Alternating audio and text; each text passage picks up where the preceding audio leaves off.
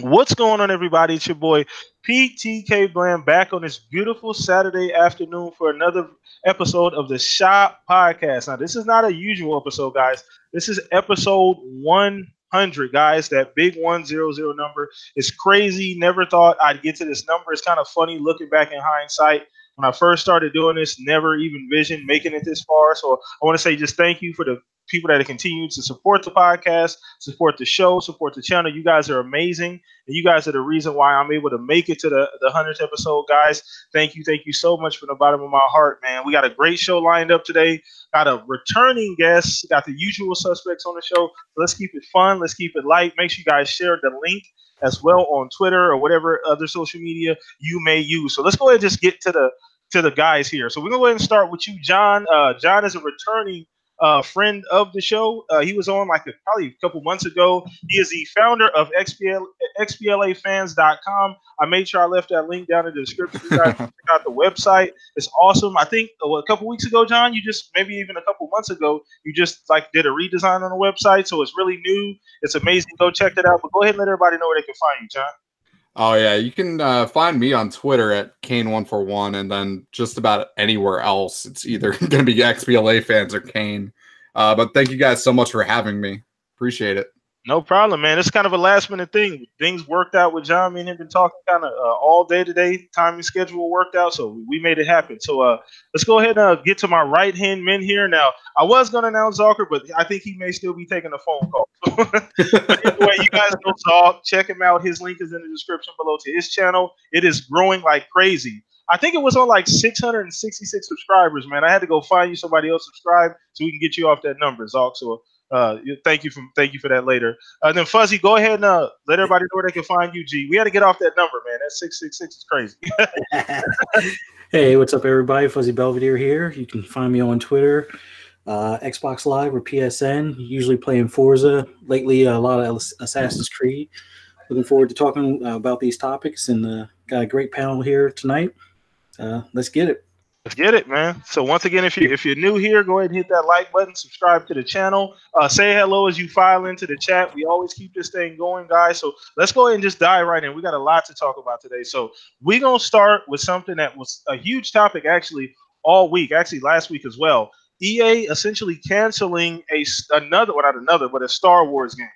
Now EA has handled this franchise and this IP terribly since they've had it this entire generation. We've got two subpar Star Wars games. Battlefront 1, no campaign. Battlefront 2 was marred by the whole microtransaction and cosmetics and loot boxes. It got so bad that I think it was people signed a actual what is it called?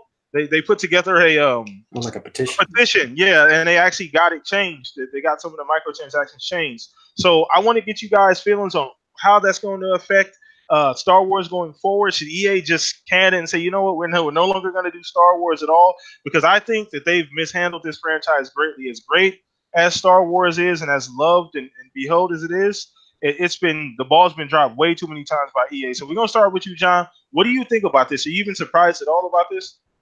I'd like to say I'm surprised, but like you said, the track record hasn't exactly been the best.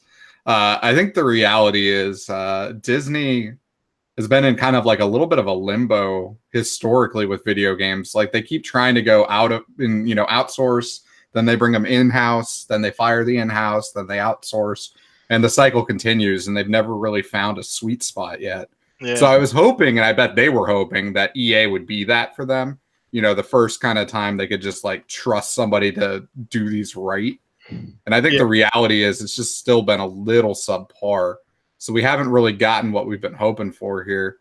I don't even know what I want to see. You know, like if you were to ask me like what would be like my ideal Star Wars game, like I keep going back and forth because like I used to like the Jedi games they used to do way back when. I loved KOTOR before it became an MMO. And I mean, like, there's been other, cool things done, but I was an Unleashed fan. Yeah, Force Unleashed was great. Yeah. Again, like, it's another kind of fantastic little title there. So it's just kind of like, I don't even know what direction I want to see him take it. I just like to see a product that comes out that, at least meets like the Spider-Man, Batman level, of like quality. Like, I want to see something that feels more like that than, you know, like the old school licensed products. And that's kind of where it seems like we're heading.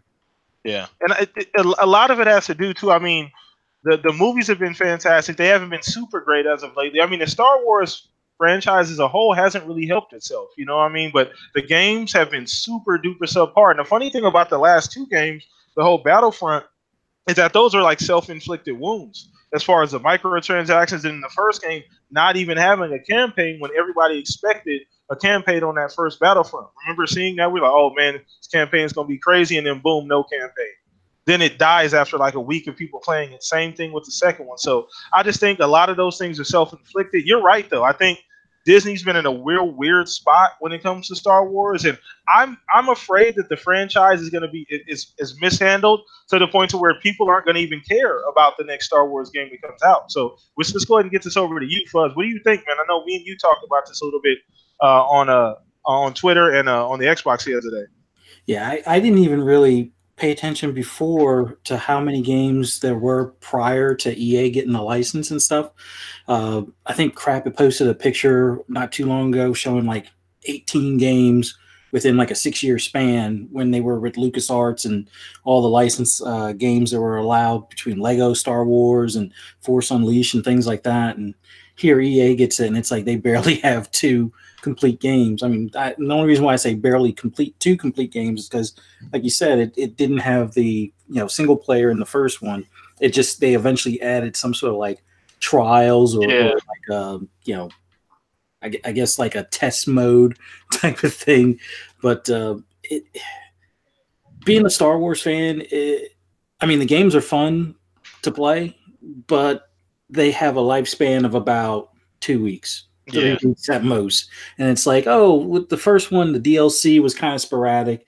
They split up the player base because not everybody wanted to spend, the extra, I think it was like an extra $40 or $50 initially to get all the other map packs. And then eventually all that stuff was, priced down to $5 for the whole game. Yeah. It was like, oh, hey, they have a new map. And, for about 2 days, everybody went back or not everybody, but, a handful of, the diehards went back, and then it was back to playing whatever you were used to playing. It was more of the same stuff, just different looking maps, which was great. But I don't know. Battlefront 2 looked awesome, but the campaign was way short. I mean, I enjoyed the campaign for what I played of it, but it was definitely not, anything super long to brag about. Yeah. It was definitely enjoyable. But that's the thing with the Star Wars games, is that they keep not even meeting like the standards that fans of the franchise, not just fans of the video games, but fans of the overall franchise. Because Star Wars is a cultural, it's a pop icon. It's like its own universe. You know what I'm saying? So you have to, when you have a game with a franchise that beloved and that huge, you can't even beat they haven't even met the minimum standard yet. Like they haven't even, so that's another thing that just, I know I kind of cut you off there, Fuzz. Go ahead and finish though. No, that's another thing that I wanted to point out as well. No, that's fine. It's just that it seemed like they could have put so much more into it, and it was just barely enough to kind of get you prepared to do the multiplayer. And it seemed like that's where they wanted to push everybody because, the microtransactions, it's like, hey, you play against, top tier people, and then you're, starting out. It's like, oh, well, they wiped you out in like 2 minutes, and you're going to want to spend some money on the transactions, which that whole EA algorithm that they wrote or something that people exposed before, I guess that's one of the reasons why a lot of people were kind of worried about Anthem, but knock on wood, so far Anthem looks like it's come out unscathed from the normal EA machine. But there's eventually going, just like, I don't want to put this as a direct comparison, but just like Activision and Bungie kind of broke ways, I'm pretty sure Disney's going to do the same thing with EA and just be like, we need somebody that can kind of bring the excitement back while the movies, hopefully they can get the movies back on track. Yeah, that's some of those have actually pissed off fans too. But just seeing how they're treating even like the Netflix stuff, which has been working well because they wanted to do their own streaming service. They've started realizing how valuable control of these properties is to push those kind of platforms, because they give you the user base. And if they can get the user base on stuff, like I wouldn't be surprised to see Disney trying to to do some creative things that they weren't looking at, 5-10 years ago. Because like 5-10 years ago, I think they were just like, let's get out of gaming. We keep screwing up. Even though I think they did Split Second even, which was like a racing game, completely non-licensed thing, and it was like that was actually not bad. Yeah, they had a couple random things that were like, that was Disney. Like, what? Like you're used to thinking Disney. I think like the type of games that you could license, but yeah, they got a little more creative at times. They have, and I think, but just the whole handling of the Star Wars franchise is one of the biggest. Like, I guess you could. I don't have any other word. Travesty of this entire generation. That we can't get one quality Star Wars game. Out of all. I've been having a license for that long. So it's just crazy to think that we still haven't gotten the game that we've all hoped or looked for this generation when it comes to Star Wars. So hopefully, Zark, are you there, buddy? I wanted to make sure I got to you. I hope he's still there. If he's not, we're gonna go ahead and move on. You there, Zark? Or okay, so he may not be there. He still may be taking the phone. Yeah, call. I feel like I might be a little bit in the minority for the Battlefront 2, but I thought it was like at least a viable product. I thought it was like, if you were to ask me to rate it, I wouldn't have given it like a super high one. But it was definitely pretty decent. No, especially once they fixed some of the BS with the microtransactions. By then, the player base is gone. Nobody cares anymore. Yeah, that's the problem. That's what I meant. Self-inflicted. You have because I know when I played it, I was like, this game. It was very pretty. The game looked beautiful. Yeah, it's real pretty. Played well. Played well. Was very smooth. Problem was there was little nuances, and then you have this huge microtransaction problem, which essentially separates the entire player base. It was pretty much pay to win at that point. Yeah, the fact that there's so many guys with those purple star cards or whatever. Exactly. And like by the time you're jumping in late, it's just kind of like, it's do I really want to jump into a game where people are so far ahead that it seems like they have a huge advantage? Exactly. And I think that by then, let's go ahead and patch everything up and fix everything and reverse the pie. It was too late. There was other things to play by then. And that's how things are in this day and age. It's not like you used to be able to get away with this kind of stuff on the 360 because you weren't getting the type of IPs and the consistent IPs coming out. Now the level of IPs is going up each year. You see the games that are coming out next year.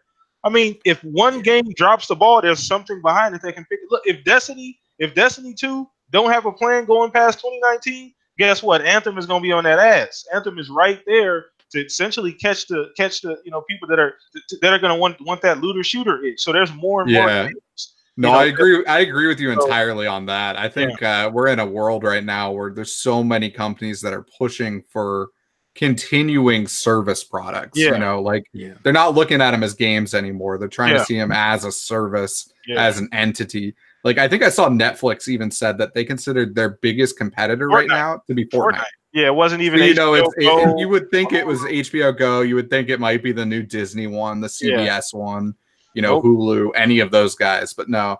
And I mean, I think that's just the reality of it anymore. Is it's just like we only have X amount of time, and there's so many things that are being pushed now as a long-term service. Like you're not just buying a product; you're buying something that you're going to spend hundreds of hours in the next like couple months. And that's just kind of a crazy world.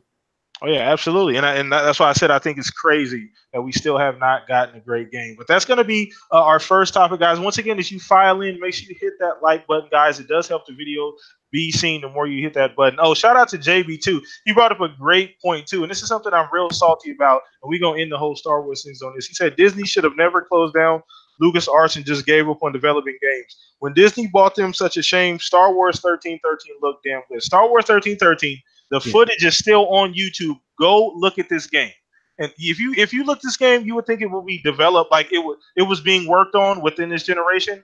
That game was about, I think the demo is probably at least 10 years old at least. And the game looks amazing. I remember seeing it looks amazing. Long time ago because I was still in college back then. And there was a Darth Maul game as well that they were making too, and neither one of them ever came out. Zalker's back, by the way. Oh yeah, let's go ahead and get your opinion on that then, Zalk, before we wrap up the EA Disney thing, Star Wars, man. Don't even. Oh God, they canceled it. Like I know. They've had the contract since what was it, 2012 or 2013? They've had 2013, I think. And they've brought out 2 mediocre games. Yeah, like that's all. Like that's the best we can do. And you cancel an open world game where everybody let's be real. Everybody was looking at KOTOR, right? Like they were like, come on, make something like that. Knights of the Old Republic. And they just they don't. I don't know what they're doing with the IP. And to be honest with you, I have a feeling it's not EA. I know this sounds blasphemous, but I really do think it's Disney. You think it's Disney? It's not EA. Wow. Look at the goddamn movies, man. The movies, Kathleen Kennedy destroyed, and Rian Johnson, whatever. The Last Jedi was one of the worst movies I've ever seen. Like when it came out, like I literally I can't even watch it again on Netflix. I can't. It's so bad. The first one, Force Awakens, I thought was extremely overrated, and the best one is Rogue One. And Rogue, I agree with you on the order you put them in, but I don't think I'm as negative on them as you are. I don't think so. I would definitely say your order's right. You know, like to me, Rogue One is the best. I think Force Awakens is literally just a shot-by-shot reshoot of the first one. Oh, they make fun of it. Episode 4. It's literally the exact same movie. There's just a bigger Death Star. It's like, no shit, thanks. Yeah, like literally they put virtually no effort into really like taking any risks. And then on the next one, they took an insane amount of risks. And depending on who you are, they either panned out or you hate them. Well, it's not even risks. They destroyed characters and their motivations that we've known for over 40 years. Right? Like Luke, I'm sorry, man. The guy didn't give up on Darth Vader. Right? He didn't give up on the darkest villain we've ever seen in Star Wars history. And he saved him. Yet he's going to give up on a kid because he had a feeling in a hut. What the shit? Like, okay. Like, cool. That sounds good to me. Good job, you know? And that's what I'm saying. I think that Disney is not giving EA the entire IP. I think they're designating them to make and honing them on to make certain types of games. And that is a recipe for disaster when it comes to creative minds. I can see that. So that's the way I see it. I don't see it as EA's fault per se. I think EA has their own problems in general, but putting their problems with Disney's problems is pretty terrible, right? Yeah. That's the recipe for. Yeah, I think the monetization strategies, which are what really killed the last Star Wars one, are almost exclusively EA. Because I guarantee you that Disney didn't come out and say, we want you to have this ridiculous kind of structure. They probably said, you guys know how to do this, do it right. Because I know they were not happy with how that reaction came. I can kind of tell with how quick they reacted on that one. So, you know, like, there's no way that aspect, which I think is what really killed the last Battlefront game. But I mean, at the same time, like, there's a lot of mistakes happening with this, and hopefully someone somewhere gets it right eventually. Because I would like to see, you know, a little bit of a, I don't know, I want like my own like Mass Effect Star Wars game again, you know, like KOTOR style. You know, like I want something that's got a deep story and got, you know, a lot of exploration and stuff. I don't want just another, you know, basic shooter thing. Yeah. Well, I just want, like, go through the books. There's plenty of books. There's plenty of lore that they can go through. Look at what they did with the MMO, right? Look what they did with certain things. They went through and created a story that was awesome. Just do that. Like, go through the books and the stories that you have. Some of the comic books, too. Like, just go through the source material and just make a badass game. And that's all you need to do. But I honestly do feel that Disney's restricting EA. And I was there, and I know a buddy that worked for EA when that whole thing was happening, when EA was getting absolutely demolished. And he told me, he was like, dude, this is the most stressful work life I've ever had in my life. And it's like, and he said it wasn't just the higher ups, it was everybody was in unison with those loot boxes. So It wasn't like just like, oh, some guy with a suit was like, make it, so we make it. Was everybody. Everybody was like, yeah, this is a great idea. Terrible. So I just think it's one of the, like I said, it's one of the biggest tragedies and travesties of this entire generation so far is that we still have not gotten a quality Star Wars game. But we're gonna go ahead and move on from that topic, guys. That was a great opening topic, nice warm up. So once again, as you file in, if you're new here, hit that like button, subscribe to the channel, invite your friends, bring them to the show. The show on every Saturday, man. We have a lot of fun here. The best video game podcast on the weekend, guys. So let's go ahead and keep it moving, man. So this is something that we do here on the Shop Podcast. If you're new, I always do a poll of the week. Every Monday I put up a poll. I didn't do one this week. I did it yesterday. So this poll went up really late. Still got over 230, 240 people to vote on it. So thank you to everybody who did. And the question of the poll was, which superhero deserves the next video game? Now, we've talked about this on the podcast before. It's actually been just a regular question. But I put out 4 different ones: Superman, Black Panther, Thor, Wonder Woman. So surprisingly, Black Panther actually barely beat out Thor with 32%. Thor was 31, Superman 21, and Wonder Woman 16. And I heard a lot of convincing arguments on about whose game would be better and why this game would be better. And I wanted to ask you guys one more time here on the podcast, panel members, which one out of those 4 you guys think is the most feasible, and was that poll correct? You guys agree with it? We're gonna start with you again, John. What was your, out of those 4? Do you think Black Panther, would that be the most intriguing one, or would that be the one you'd pick? Out of those 4, I think Black Panther would be one of the more interesting, just because it makes sense, just timeline wise where we're at right now. That's kind of the guy they're trying to push it for the next, kind of MCU era is Black Panther and Spider-Man. They're really making a hard push for that. Thor's kind of like one of the older ones now in a sense. I don't know how much he's going to come into play for the next kind of grouping in a sense. Wonder Woman could be interesting, but I don't know how exactly you'd make her work in that instance. But I mean, the stuff I think would be more interesting would be something crazy like Flash or Green Lantern. Like those would be much more bold and more visually kind of crazy, the stuff you could pull off. And that's something I'd like to see, and like, I just saw what you typed in chat about Zalter saying Wonder Woman's basically just Assassin's Creed. And I'm like, to an extent, I guess that is kind of what you'd be seeing, is something similar to that. So like, do you want more of that? Yeah. No. I just think, the funny thing is that I started from the exact same point you did. I started with world first. What kind of world could we build around these characters that would make sense? And I think for people like God level characters, like a Thor, like a Superman, it's just so tough to make a world that makes sense for those characters because they're so damn strong. And that's why I thought Wonder Woman, Black Panther is more feasible for a video game designer. Now, don't get me wrong, I don't get paid to do that shit. I'm sure some super creative person can come up with some awesome way to make a world for Superman and Thor. Just for me, I couldn't even think of an environment in a video game that I could put. They almost don't fit. Like they almost don't fit. That's what kind of helps Batman is, it's hand-to-hand combat for the most part. And, a little bit about being a detective and a little bit about stealth and kind of doing stuff like that. You're not really taking, literal gods, to battle. Whereas like when you're talking about Thor and even Wonder Woman to an extent, you're talking about, and Superman, obviously, you're talking about people who should be able to just more or less kill anything you're facing. Like how do you make a threat that isn't like a fetch quest, protect quest, kind of thing. For Superman, like what else is he gonna have to do? It'd be a game full of cutscenes. Like Superman, the only way I think you can make it interesting is if 90% of the time he's having to protect people, and it's like, I hate that.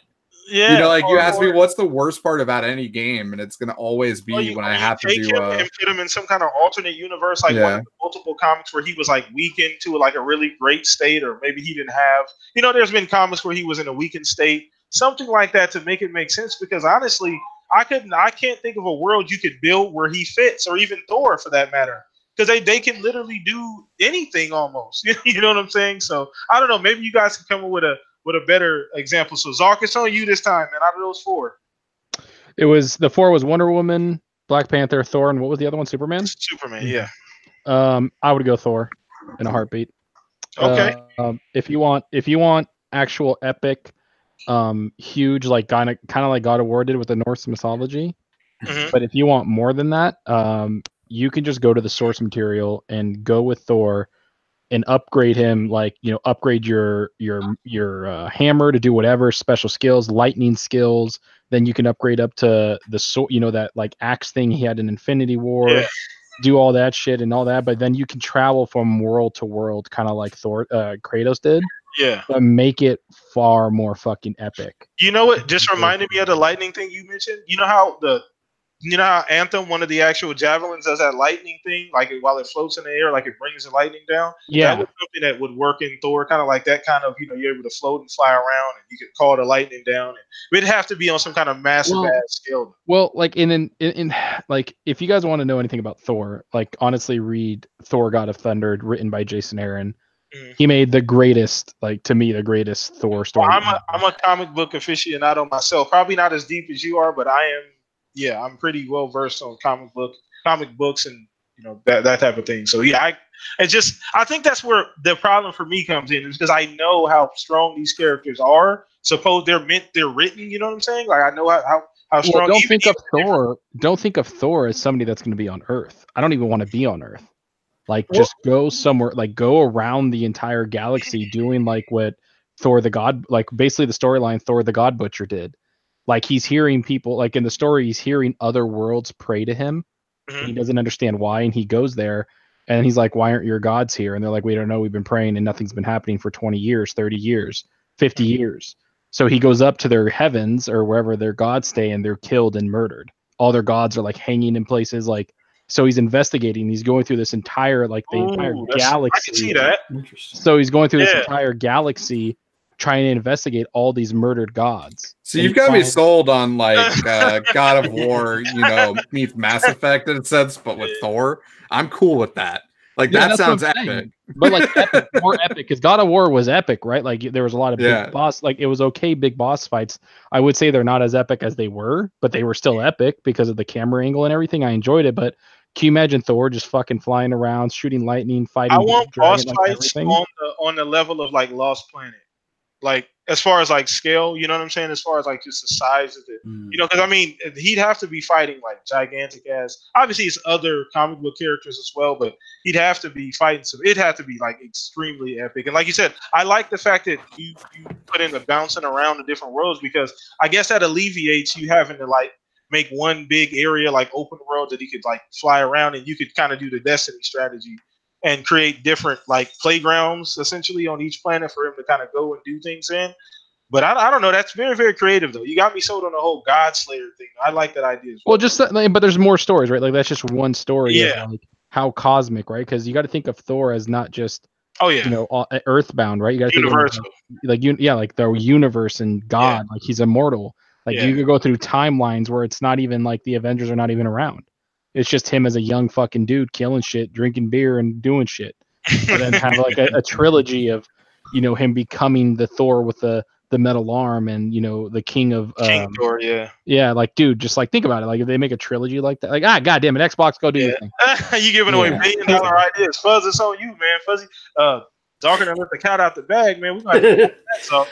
Yeah, he's definitely sold me on Thor. I originally voted Black Panther because, like, Wonder Woman, you guys joked about it in chat, but I've been playing as Wonder Woman in Assassin's Creed right now lately, playing as Cassandra, and have like the Amazon, the Amazon look as far as the armor, but have it where it's like the shield setup and whatnot. But yeah, the Thor idea is above and beyond what I would like to see.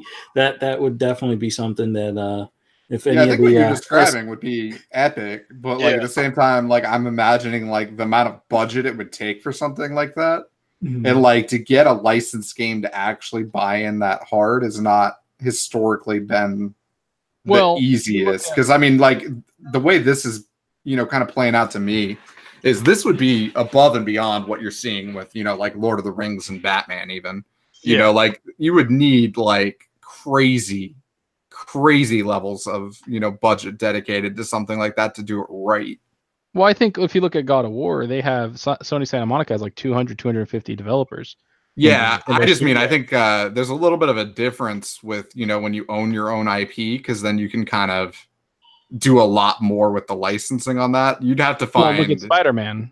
Right? Yeah, They, and I mean, I think still think Marvel's that giving out that's a completely different level of budget, though. I think Marvel's doing the opposite of EA. I don't think Marvel, like again, Kevin Feige is God. I think they're basically giving the rights to games out to developers that have a good idea. I think Insomniac probably had a good idea, pitched it to them, and they gave him the license. And they gave it and that's a huge character. He's a triple A character. Oh no, he's probably like the top 3 from Marvel when you think about it. Well, Marvel, Spider-Man, X-Men, those are their top sellers right now. Like Fantastic Four used to be, but like it hasn't been since like the movie era. Fantastic Four is dead. Like that, they need to do something with that. But what I'm saying is Thor was their lowest selling movie, single movies. He didn't make a lot, and if they can get that license and make a badass game with it, you think Disney wouldn't like want that? They'd be like, yeah. No. My point though is you got to think about the money on this a little bit, because like you're expecting, you know, like a Sony Santa Monica to spend the kind of money they spend on God of War on that, and like to me, like it's a little bit of a iffy one there, because like I'm not saying the same money. I'm saying that you can use. It'll take probably 200 to 300 developers. It's going to be a AAA game. And that AAA just matters about budget. So if they're going to put, you know, like how much money did fucking Red Dead cost, right? How much money did this cost? I don't know what the budget for Red Dead was. Red Dead was like 500 million or something like that. So to me, I thought that game wasn't worth that much. That's me. But I feel agree with you. I actually think Thor, you can make that for, you know, call it like as much as they put for Shadow of the Tomb Raider. They said they spent like 100 million on that. Like if you add a couple more mil to that, or add a couple like 10 to 20 more, like I think you can make that game, man. Yeah, no, I think that's my point though, is like I don't have the budget numbers in front of me, but like I'm thinking of like what you're describing to me is like pushing into the Red Dead Destiny level of budget versus like the you know, the Lord of the Rings Tomb Raider budget, which seems like those were a little bit lower. I think it's one of those. Because I get what you're saying from that standpoint, because what he's explaining is definitely something. Because I mean, could you get it done with it I guess it depends on the studio who decides to make the game as well, who you give it off to. Because you could get it done with anything. You could get anything done in tech. It's all about just having the idea and executing. But like you said, when people went to Insomniac, it was a perfect fit. Because Insomniac had the vision, you know what I'm saying, with the game. And that's what I'm saying. If somebody has the vision, I think they kept the scope in a manageable scope too. They didn't try to go too bold with it, you know, because like Spider-Man, and that's why I was originally saying Black Panther just made sense to me, because like when you see what's already been made, it's not actually breaking too far away from what's already been made, just in the sense of it wouldn't seem to be unfeasible. You know, whereas I like your idea, I think is actually really awesome. I'm just, my gut starts to just, you know, be like, okay, well, where's the funding for this coming? You know, like, I don't know. Xbox, that would have to be like Microsoft, like 200 million. There you go. Thanks. Like they don't give a shit. That would be like the initiatives project right there. Exactly. Like a AAA freaking have at it. That's true. I mean, I'm sure they'll have a hell of whatever they're doing over there. I'm sure they got a major budget for that. Yeah, I can't wait to see what some of those studios are doing when they finally are able to announce all that. Oh yeah, we're definitely gonna see within the next couple of years for sure. But that was a great topic too as well. Thank you guys for all coming out, man. Appreciate you guys here on the show, man. Let's go ahead and keep this thing moving, man. We got 13 people in here rocking out with us. Shout out to Zinc, Shontu, Crazy Greek, whoever else is in here with us as well. I know JB was in here as well. Shout out to you guys. Let's keep this thing moving. Now, this is very interesting because I don't even know if Fuzzy or Zalt saw this, but Frank O'Connor, you guys don't know who Frank O'Connor is, one of the original godfathers of the Halo world. You know, he's one of the, I don't remember exactly what he does at 343, but I know he's still a major player there. But anyway, he put out a tweet. A guy just asked him on Twitter, hey, I want anything about Halo Infinite. Just let me know something, right? So he put out a tweet, just some really quick points, and I don't have the exact tweet, but the most intriguing part of it was what he said at the end. So he essentially said that exploration will be greatly rewarded, as well as they know the installation at the I guess the game takes place on, which is very interesting. But the exploration part kind of caught me because we've been talking about Halo maybe being an open world game this new Halo coming up. So, and that kind of caught me because he emphasized exploration will be greatly rewarded. So exploration to me, you're moving around looking for things. And I know me and John talked about it. I know in the first couple of Halos, the only level of exploration you got was really like looking for Easter eggs and finding skulls. But so when he says it will be greatly rewarded, that sounds like to me open world. Now I want to get you guys' interpretation of that. We're gonna start with you again, John. I know we talked about this a little bit pre-game, but what does that mean to you based on, and that was exact words, by the way, as far as exploration. So like I didn't see these tweets and I have no inside information on this. So this is just me kind of thinking it through. I have to send them to you on Twitter because they're in my Twitter. Yeah. Like to me, when I hear exploration is going to be greatly rewarded, like I feel like you could try to read something into that. Like, it's going to be a little bit more open world, but I mean, like, I think at the end of the day, no matter what they do, it's going to have to try to push to continue to have, a player base that's engaging with the game, long term and stuff. Cause like, I feel like right now, like the multiplayer space is just so crowded anymore that it's hard to get people to just play PvP matches in your game for forever, Like the new hotness right now is, Battle Royale. And even then, that's probably going to die off eventually. Like before that, I would have said, like a lot of people are playing those PvP, VE type games, like whether it was a MOBA or something like Destiny. And, they kind of tried their hand at that with like Warzone a little bit. But like, I don't know, that just never worked for me.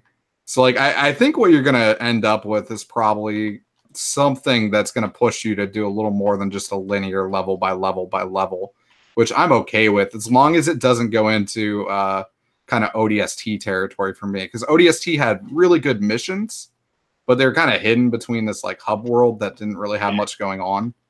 And that was like my problem with that game. Like I was just kind of like, wasn't for me. Like I'm a huge Halo fan. It's been a while since I've like, been kind of addicted to it in a sense, but like between Halo and KOTOR, that's what got me to buy an Xbox to begin with, and we haven't had, like a Halo in a while that's made me want to like do that. Yeah. The most recent one, in my opinion, was pretty good. Like I'm not trying to knock it too hard here. Like I think they actually did a pretty good job. Like it might be the best multiplayer we've had since like 3 for me. Okay, cool. Yeah, I mean, the funny thing about the tweets and what you're saying is, John, is that this is something that we've been talking about because I figured that, I mean, think about the next evolution of Halo. What could Halo possibly do or change that wouldn't be too radical, but that will make ultimate sense? And I think opening the game up, making it like an open world game, would be something that makes sense for the franchise. It would be just a radical enough change where that would interest people like, that's kind of interesting. Let's see what they're able to stuff into this open world Halo. Because one thing Halo does not lack is backstory, characters, and lore.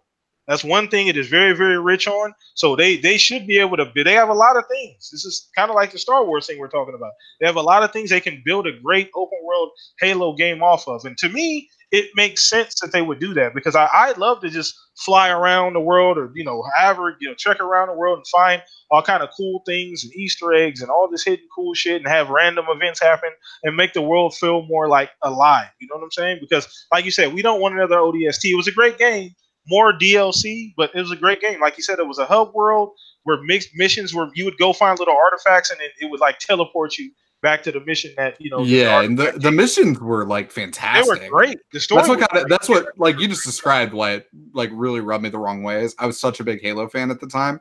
I already had all the DLC.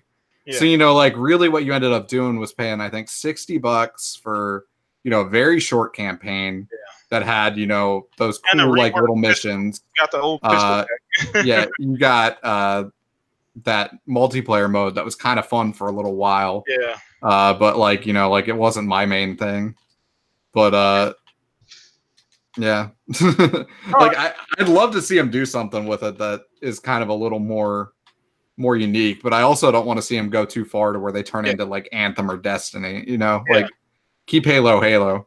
Yeah, and that's the balance. That's the hardest part about it is that Halo is such a beloved franchise. You don't want to go too far. Where is that line in the sand that you say, okay, this is a little too much? So, Zalk, it's on you, man. What do you think about after knowing about those comments? I don't know if you saw them or not, and then about what your expectations are already for Halo. I'm actually hoping for a big change in Halo. I know people that are the biggest Halo fans. They own Xbox because of Halo. And even they're like, yeah, they need to do a little something different. Like, even if they don't, I'm still getting it, but I would like them to do something different with it. And I've heard people say that about Gears of War, and I'm a huge Gears of War fan, and I kind of agree. But for you to be rewarded for exploration really does hint at what they're trying to do. And I think they're getting people prepared with like little hints. And I think we're going to see a lot more at E3. But I look at it as either it's going to be two things. Either it's going to be a huge open world where you can literally go do whatever you want, kind of like an Odyssey, or you can just go wherever the hell you want, take your Humvee, go with your buddies, explore the damn world. You can just do story missions if you want, or you can just go do side missions and get the lore in. Do whatever the hell you want. I think that's what it's going to be. And each zone you go to for missions is going to expand the world and then go into dungeons, kind of like not like dungeons where you're dungeon crawling. I'm talking about like little instances where the mission will take place. Yeah. Or it's going to be like Metro Exodus, where if you look at the game, the train stops at you in an area, and then you have a hub area that you just this big a hub area. You go explore, do stuff, you get back on the train, then you go to the next hub area, and it's a different environment and different area, and you explore that huge area, right? It might be something like that. That's the two that I see. We've heard rumors that it might even be like a Destiny, which kind of a shared world. Kind of a shared world, but if you play Destiny already feels like a Halo. Like they already have it. They already have like Destiny legit feels like what would have been the most natural change to get to from Halo, from where Halo was. Good point. But at this point, now that Destiny exists, I'm like, I kind of like having games feel different and not both of them turn into, Destiny. Well, I'm not saying turn into Destiny. What I'm saying is that Destiny, all you can play with, and if you do a strike or anything, was two other buddies. Play with 3 people. Halo has 4-player co-op throughout the entire thing, and to me, Halo 5, I enjoyed the campaign. I did. A lot of people were like, oh, it's freaking dumb, and I was just like, I enjoyed it. Me and my buddies played on Legendary, had a damn blast for a week. And that was like, I thought the fights were epic. I thought they were big. I thought there was a lot of people on screen, enemies. We had a good time. I thought you could snipe from far away and fight up close. Yeah. Like, think of that, but then in an open world where it's not linear. That's kind of where I look at where Halo's going, where it's going to be like a Destiny, where it's an open world and it's not going to be linear. And I don't think there's going to be dungeons and strikes and nightfalls and all that stuff where you get stuff. I mean, if it is, then holy shit, right? Like, damn, they better execute that really quick, or it's going to be really bad. So that's the way I see it. I see a lot of games going to that, and I want them to, because if you're going to go linear, you need to make it extremely detailed, and you need to have a badass story to go with it. And that's the way I see video games going, is very open world and very, giving you more bang for your buck and more development time and all this stuff. Like even Gears, right? Like this is the biggest and most ambitious Gears game we're getting. That's what Rod Ferguson said. Yeah. And I see it being an open world hub game where you're going to do whatever you want, explore lore, learn more about the areas, learn more about your characters, learn more about everything. And that's what people want in single player games. When people play single player games, they want to learn more about everything in the world. Yeah, I agree with you in the sense of like, we've hit this world now where it's really hard to put out a 6 to even 18-hour game that's just single player in a sense. I mean, obviously Halo would never be just single player. It's going to have multiplayer. But I just mean, like, if that's all there is to your campaign, like, that's not enough from what people are wanting anymore, especially with the, and it's crazy, to think that the price of games hasn't even gone up. Like, we're still in this world where, like, we're getting something that's as crazy as, like a Destiny or, even like a Monster Hunter. I played that game for like 300 hours, like, it's just a crazy amount of depth to it if you get into it. It's just like you can waste so much time in some of these games. So like when you're comparing that to like Quantum Break, it's a hard sell because, like I liked Quantum Break. It was a good game, but like it's a short campaign, by comparison's sake. Like I could beat that thing in about 5 hours. And that's just that's a real hard sell. I feel like when I'm trying to, convince a friend to pick something up, well, it's that short. That's the thing with Halo. You have to. Halo is one of them franchises where I mean, you have to. It's a fine line. You have to treat the franchise properly because it's already. I'm not going to say this because I don't believe that, but to some people, Halo's already in a bad spot. I mean, even though they've announced that Halo 5, I think, was the best selling Halo thus far in the entire franchise. I think the history. But I think some people just think that it's fatigue. They're kind of so they do need to do something different. Not to the extent of it being different, I don't know, but I'd like to see them do something a little different with the game.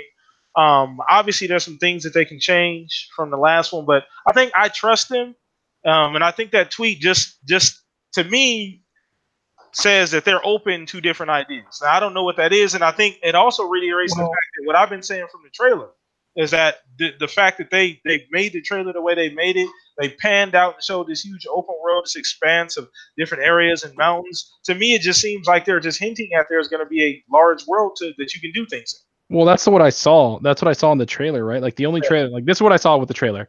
I saw them showing the world, animals, agriculture, all that good stuff. You're kind of looking around. You're like, cool. We're gonna be able to explore this stuff. We're gonna be able to see different alien creatures. And then when they showed the Marines like pop the smoke, right? The way I looked at that, like that's a side mission to me. Like you're gonna be riding around in your Humvee. You're gonna see smoke. Marines calling for help. You go over there, help them fight off things, get XP. They start pushing towards you fight with them, that kind of thing. Mm-hmm. Like, you help them. Like that's the way I saw it. Then when they panned out and they showed the beams come up, that to me was like areas that you can explore and go look, and there's going to be like hard bosses there. Yeah. Like that's the way like I visioned it in my head when I was watching it. And then when Master Chief had his helmet off, to me it was like all bets are off, folks. This is the way it's going to be.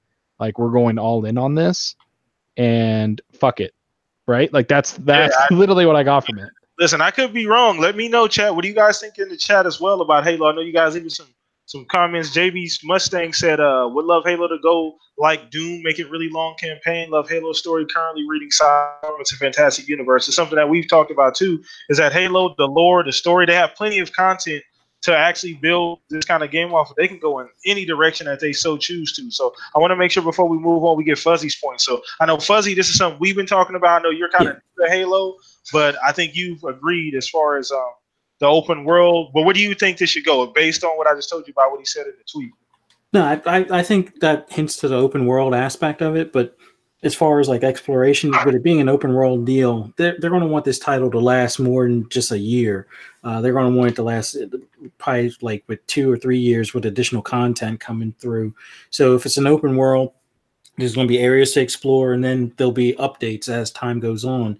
They'll come up with not necessarily new campaigns, but new missions, new side quests, and things like that they'll probably add in. So it would fit with, and I hate using that games as a service terminology, but they're going to want to make this so not only do you still have a lot of stuff to do in the multiplayer, but the single player campaign will have updates probably maybe twice a year or something to that effect, where an area that was just open space before, now there's a base or maybe an enemy base in place or something along those lines that you have to clear out and stuff. So I can definitely see them going more of the open world route, giving it a try, and hoping that the loyal fans will go along with it, and probably attract quite a few new fans that are going to be looking for something that's, I guess, a little bit different than your standard shooter at that point.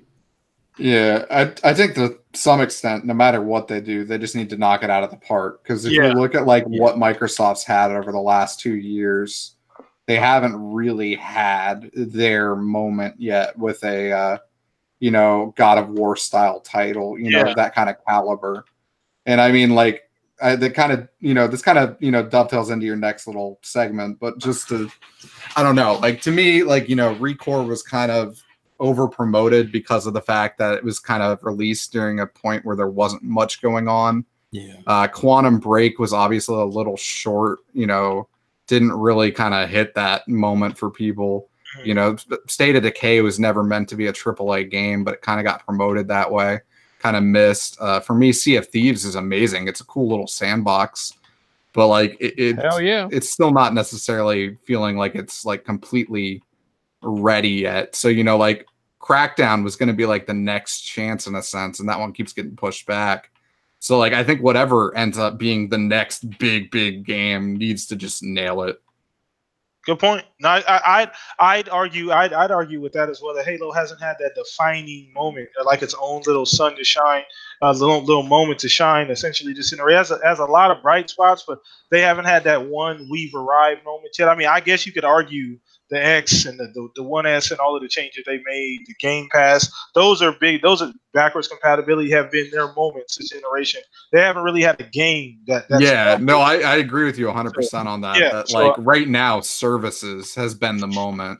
You know, like pretty much they screwed up so bad at launch that everything they've done since has just been focused on, you know, like completely fixing that.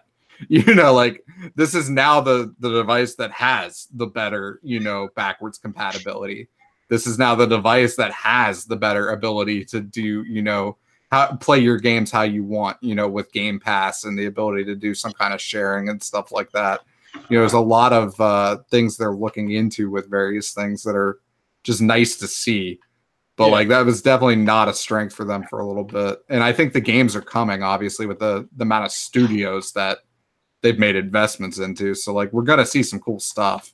I'm just really, really waiting to see which one's the first one that like wows people. You know, because like I haven't had that wow moment in a while. Yeah, and I think so too. I think we're all kind of waiting. This next E3 is gonna be something though. We're all waiting, licking our chops, man. So let's go ahead and roll on to the last topic of the show today. It's been a great podcast so far. Once again, guys, the 100th episode, man. This is crazy. Don't forget about that, you guys in the chat as well. The 100th episode, this is amazing. It's been a long journey here, man, but we're going to keep this thing pushing through. So last topic, and this is something that I did a video on. It's kind of controversial because it's kind of flipping the rhetoric on its head. Something that's been talked about all generations, something a lot of people hold on to. You know, some of the console warriors like to throw this thing back and forth, but I wanted to kind of flip the script here. So it's been talked about, and it is true that, you know, Microsoft has lacked the single player first party games. They haven't had any that have hit, like the God of Wars, like the last one. So I'm of the fact that Sony has not had a decent multiplayer game as well. And that's not talked about as much, you know. So I felt that was kind of interesting to talk about. Wanted to get you guys' opinions. I know me and you, John, talked about this a little bit pre-game. I want to go ahead and start with you, Fuzzy, on this, man. I know you were a big Drive Club fan, so I know you know about Sony trying, you know, and you know about Sony's history. You were a PlayStation guy for a long time with the PlayStation All-Stars and the SOCOMs. And what do you think? Is that something that Sony now with Xbox may be providing those single-player games moving into the next generation? Now there's really not going to be, if Xbox does that and it works, there's really going to be no distinction. Like there's really going to be no, oh, well, we have the better single player game. So do you think that's something Sony needs to look at, or it doesn't really matter because we have, you know, third parties that do that? As a consumer, I think it's something that Sony needs to look at, but I'm pretty sure their higher ups, as well as some of their current loyal fans, are of the viewpoint that, oh, well, that's what third parties for. But when I was, you know, mainly just, you know, PlayStation camp only at the time, was waiting for Drive Club. Drive Club was delayed a year. It was supposed to be like your online multiplayer racing game where you're racing against your friends, racing against leaderboards. They delayed it a year, launched it. First 2 months, the thing didn't work worth diddly squat. So it was just one of those things where, oh, you could finally do a online race a month later after launch, and then it would crash in the middle of the race, or it would be like one race and then it would be like 5 hours before you can get your next race. Or it was just ridiculous. Now I know they've had some other attempts at decent multiplayer. Like I know they tried with Planet Side, but that didn't quite catch on. But like their what was it? Uncharted and The Last of Us. The multiplayer was decent, but that wasn't their focus, and you could tell from the developer standpoint that wasn't really what those games were made for. It was just kind of like, oh, well, you've completed the story in 40 hours. Here's some extra content to kind of keep your attention until we either do more DLC or until our next hit drops, type of thing. But it'd be nice if Sony had some of their games focus more on the multiplayer, but it just seems like their fan base, their vocal fan base, let's put it that way, don't seem to care. I mean, when I was primarily a fan of it, as far as Sony, I would have liked to have seen more multiplayer stuff, as far as other than just like, oh, well, let's get Street Fighter and that'll be our, you know, head-to-head fighter type of game, and, you know, let Capcom handle that. But Yeah, it should be a focus. They probably won't focus until Xbox has like all their studios firing on all cylinders and has what is critically acclaimed by a lot of the gaming media as being a console seller type of single player game. That's probably when they'll turn on a dime and say, you know what, yeah, maybe we should put more effort into multiplayer in our first party. But and this is I'm gonna piggyback on. I'm gonna throw you a second question as well. Now, what do you think is the biggest reason? Because we've seen this Sony's history with as far as these multiplayer games not hitting for some reason. Do you think it's just the player base at this point? Because even if we go far back, PS1, PS2, the SOCOMs, these are the Mag. I don't know if you remember Mag, that very ambitious game didn't really work out. I think it was PS2. Yeah. Those games don't hit for Sony for whatever reason. I don't know if it's just those gamers aren't winged on those kind of games, because PS2 arguably probably has the greatest lineup of games, third party and first party, ever on probably any console outside of like the original Nintendo. But I don't know why those games don't hit, and I mean they don't necessarily need to, because you see how well Sony's done with the single players and the third party games. But I think it's interesting that those games just don't work for Sony, and I don't understand why that is. I think it's partly their developers aren't. I don't know if they can. I guess they figure, why try and top like a Call of Duty? Like as far as like a true multiplayer game that's out there, when it's third party and you got Call of Duty going out there and you got some of the other sports games, I think they probably look at it as, let's put more of our emphasis or focus on maybe graphical detail or additional content as far as skins or other characters and things along those lines. So I think when they plan their budget, the multiplayer aspect has been the lowest part of the whole financial deal, and they probably look at it as, we're never going to be a Call of Duty with this game, and I think the fans are okay with that for the most part. At least I didn't really hear too many people complain when Resistance wasn't really their multiplayer wasn't really a thing. The same thing with Killzone and stuff like that. It's like, oh yeah, it's great. It was supposed to be a Halo killer, but we'll go back to Call of Duty type of thing. Yeah. So it's I don't know. I think the fans like multiplayer games, but they're dead set on like Grand Theft Auto, Call of Duty, the third party ones out there, and call it a day type of deal. The minute that Sony tries to release something other than maybe a driving game with multiplayer in it, they'll play it for a bit, but not. I guess I don't want to say that they're not innovative in that regard, because they can do so much more with the single player aspect of things, but I don't know. Maybe it's infrastructure. I would have to believe that that's probably another thing, since they're not as focused on their servers or things along those lines. It's probably for the best at that point, until they can get a lot of their other infrastructure stuff up to current level or better level type of deal. That's a good point too. The infrastructure, I didn't even consider that too, because that's not something that Sony's very. PSN works. Don't get me wrong, but the robustness of what they're being able to achieve. I mean, Xbox Live is constantly being pushed, and that's a point of emphasis for a company like Microsoft, who's a huge networking software company. So it makes sense. I do get that point as well. So, Zucker, man, what do you think about this, man? And once again, we know that this hasn't hurt Sony at all, not having the multiplayer games. But do you think that if Xbox starts making those offerings for single player, and then they get some of those people to come over here and say, hey, now we have those kind of experiences here, that could be something that Sony could look at later on down the line? I hope it is, because it's the biggest reason why I don't even buy a PlayStation when it launches. Because single player games to me are basically, I can play them whenever the fuck I want. Like, honestly, I don't need to play them day and date to get the same experience you're going to get day and date. I can get, just the same as surprise and joyful single player experience that you're going to get the day you buy it, but I'll get it 6 months later for, 50%, 60% off. Good one. That's the way I see it. And I see multiplayer as, to me, I'm a multiplayer gamer. I love Sea of Thieves. I love, Halo. I love all the Call of Duty. I'm about to play Call of Duty tonight with my buddy because I worked all day. So, we're going to play Call of Duty. We're going to play Destiny. We're going to play Siege. We enjoy competitive games.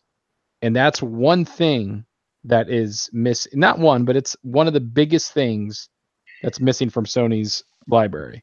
They have the single player games down. I get it. But Forza Horizon 4 was so much fun. Best multiplayer racer I've played in a long time ever. Best racer I've ever played. Halo, again, when it comes out, me and my buddies play it like crazy. Gears, again, horde mode, all that, multiplayer. Like, that's what we enjoy doing. And not to mention, I consider co-op multiplayer. So there's no co-op game that I can think of in PlayStation that they don't have. They don't have any co-op. Like, that's something I enjoy doing. Like Crackdown 3, I know a lot of you guys don't think it's going to be a big hit. It's going to be a huge hit for me. I think like this is like one of the biggest games for me this year that I'm like, man, I can't wait to play that with my buddy while we're just killing freaking gangs and bosses and running around together in that world, in the single player world. Oh yeah. And then that's where I'm at. And I'll be honest, the people are not going to like this. I legitimately think that he was talking about innovation.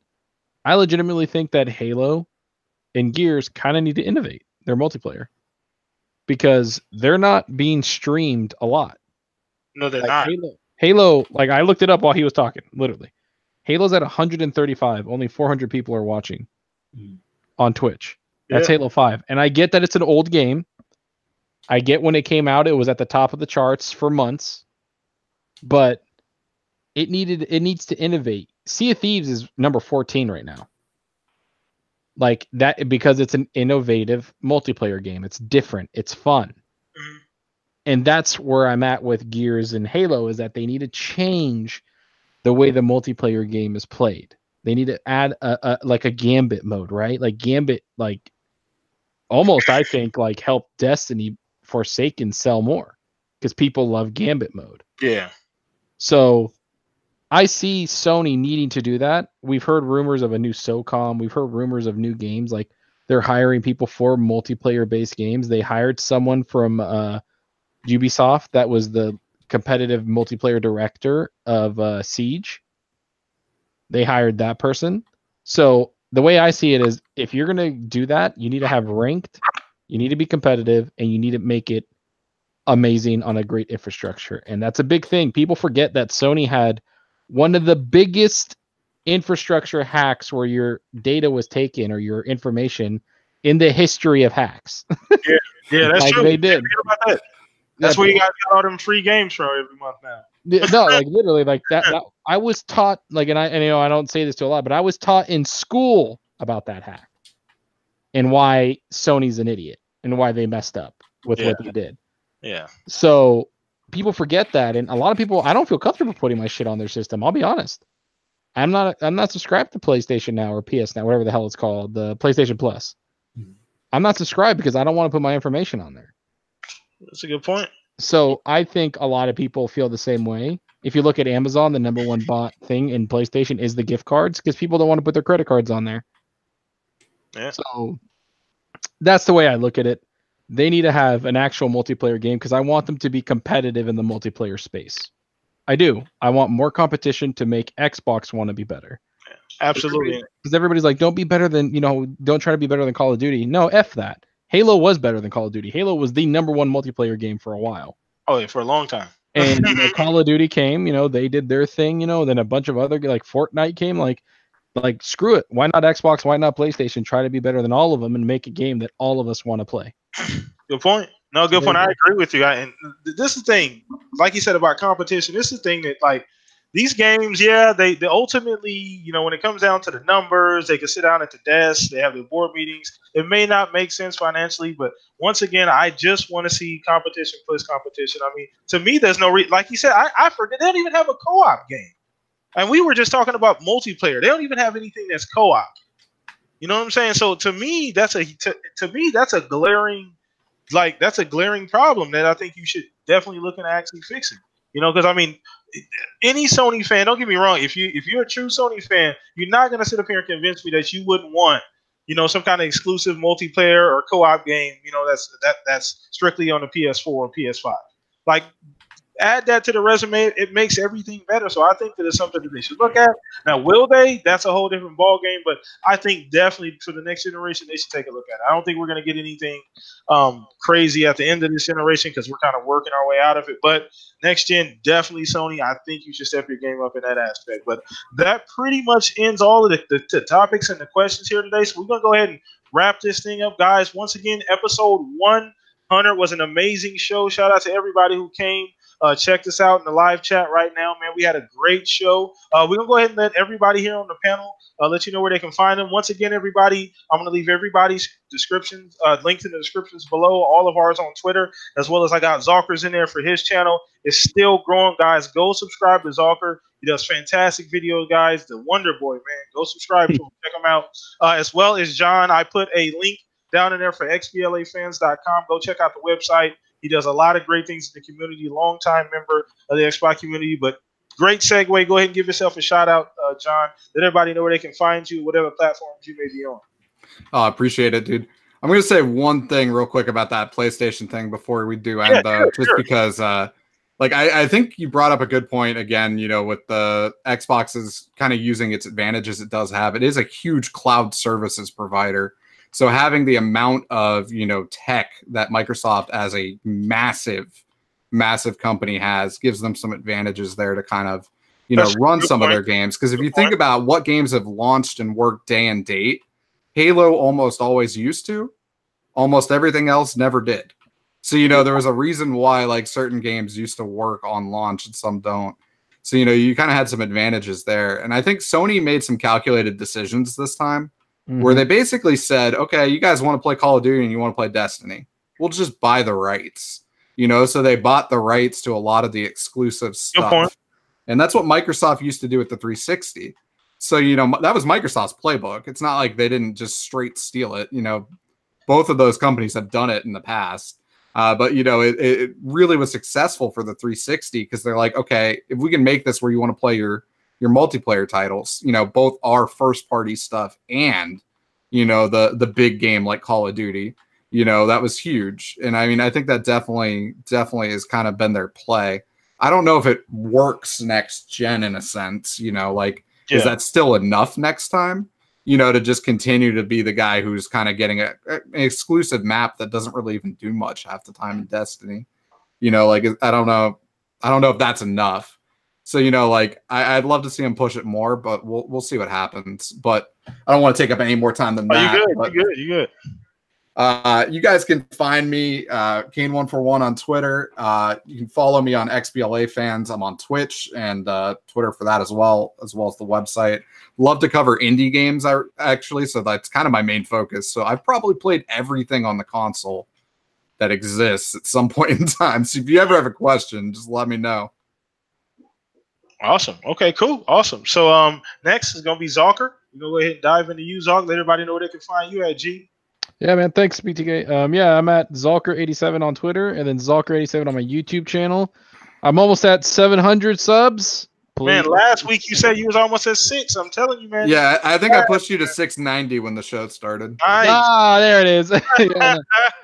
Yeah, it's going well, man. You know, it's a lot of support. People have been freaking awesome. I try to put out, you know, really good content every time. I put a lot of time into my content, and I'm just having fun with it, man. So that's all it is, you guys. You know, just if you can, you know, go check it out. And if you don't like it, well, then whatever. Be that. But no, man, if you guys can't go over there, PTK, thank you, man. Like I said, I got my start right here. PTK is awesome. The guy brought me on here. It's awesome. Like, he's just a cool guy, and I'm glad to be here every week talking games with the guys. Appreciate it, man. Appreciate it. We got some other things coming up too. Guys, in the pipeline. 2019 is gonna be crazy. I'm gonna send you guys a screenshot, by the way. You, Fuzz, Jarhead, see what I've been working on, man. You guys, I think you're gonna like it. But I'll talk to you fans about that on another. That'll be a completely separate video. But Fuzz, go ahead and give yourself a shout out, man. Let everybody know they can find you as well, man. Thanks again. Great show, great panel. You can find me on Twitter at Fuzzy_Belvedere or Xbox Live at Fuzzy_Belvedere. Been playing a lot of Assassin's Creed Odyssey. Thanks, Soccer. Oh my God, yes. But yeah, usually talking about games or going back and forth with people on Twitter about stuff, and yeah, great group of guys here, man. Just I'm so happy to be able to talk about games and whatnot with you guys. So thanks again. Thanks for everybody that came to listen to episode 100. Not a problem. Yeah, once again, guys, your host with the most, PTK Blam, episode 100. Catch me across the board, PTK Blam, on Xbox Live, on Twitter as well. My first and last name, hit me there. All of that will be in a link. Links down in the description below. You guys can hit me there too. Shout out to all the new people that were in here as well. JB Mustang, Millie, I think that's his name. Shout out to you as well, man. Thank you guys for coming out. Episode 100 is a wrap. We'll be back again, same time, same place. Another lit ass show, bunch of great questions as well. Look for that, the topic or the question or whatever, essentially on Monday. I do that every single Monday. If you're new here, look for that question on Monday. I'm gonna put it in on Twitter, so follow us. But other than that, you guys enjoy the rest of your evening. Enjoy the rest of your weekend. Peace out. Love you guys. Out of here. Later, guys. Later. Later.